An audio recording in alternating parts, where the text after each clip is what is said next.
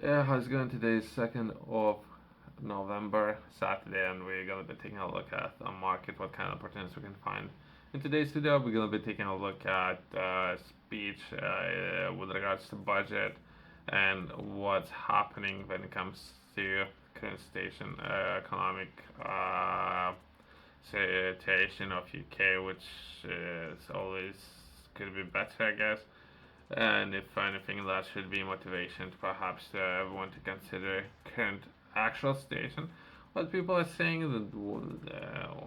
or how they would like to package things, or perhaps some people would pay more attention in packaging other than what's really happening, right?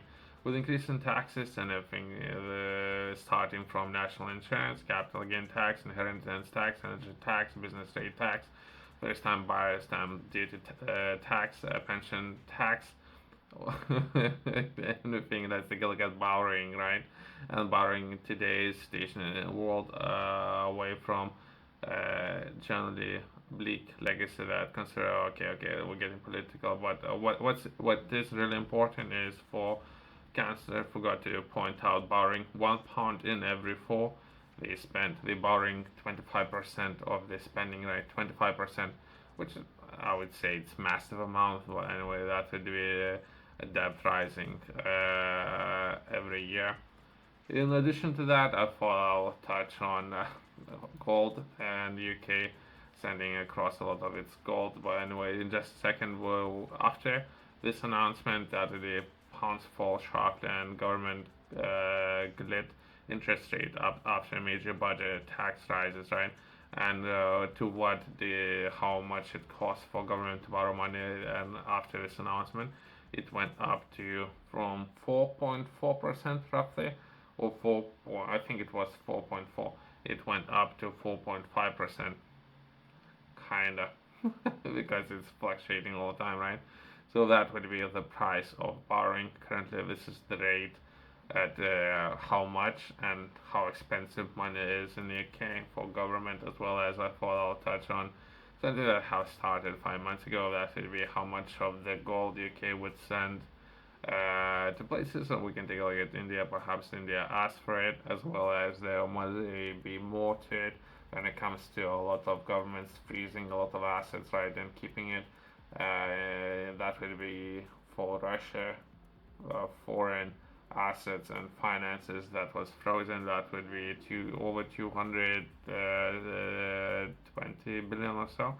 So perhaps India is interesting in instead of holding it, whoever own it, this gold that perhaps it's not something that would be publicly available. But anyway, India is asking for all the gold to be sent back if it was purchased, or some percentage of it was purchased. That would be something that I have started 5 months ago. That would be 100 tons, and it's a lot of gold, 100 tons, right? I was trying to do some math of how much 100 tons of gold would be. It's about 2.5 meters on about 3.5 meters of gold. That's how much gold that is. How much, and in the, I don't know how we can count it and or measure that, as well as 2 days ago, India asked for another load of gold. That would be another 102 tons of gold to be sent, and something that happened 2 days ago. So I sent another load with this time 102 tons of gold, right? So there's more to it, right? So I'll touch on it.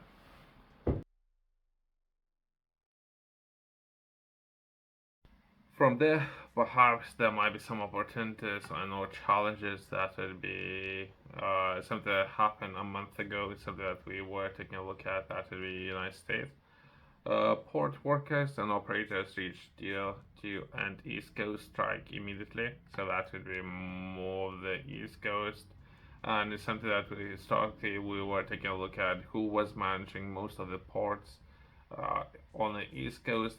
For people who are interested, there was I think it's called Operation Underworld. That's the name of the operation for those of you who like to understand history and the way how things developed in that particular area. But anyway, so following that, we can take a look at tentative deal includes a 62% wage hike over 6 years, as well as strike affected 36 ports, caused backlog of anchorage ships, as well as there's a different administration and names. Let's keep those. Critical progress towards strong contract is something perhaps government is going to be looking to achieve in the long run when it comes to increase.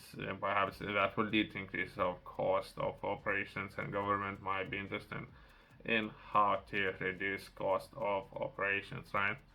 I thought it might be worth touching on that.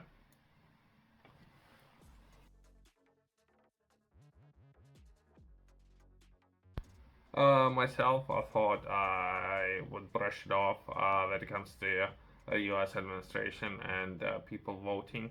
When it comes to reaching a deals, I thought some people might consider some of those books, including Art of the Deal, for those of you who are interested in learning more about how to structure some of those deals. Uh, you can take a look at this book. I find a lot of fun reading it, and that's the reason why I like to recommend this book to more people, right?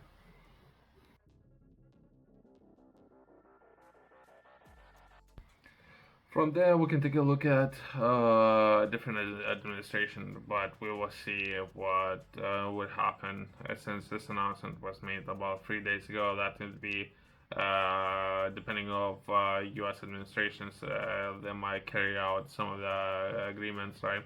Selection for nearly 3 billion of investment in clean ports and ports of in overall investing in America's agenda.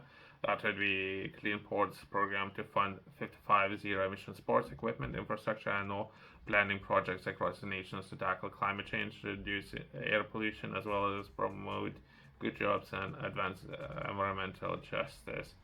This initiative, as it was mentioned, would come roughly at the cost of 3 billion. I was trying to crunch some of the numbers, but it's very hard to find how much personnel is currently operating within those 55 ports. But if it would be about 45 personnel directly, and indirectly perhaps over 100,000 people, and would that could lead about cost should be about 3 billion a year.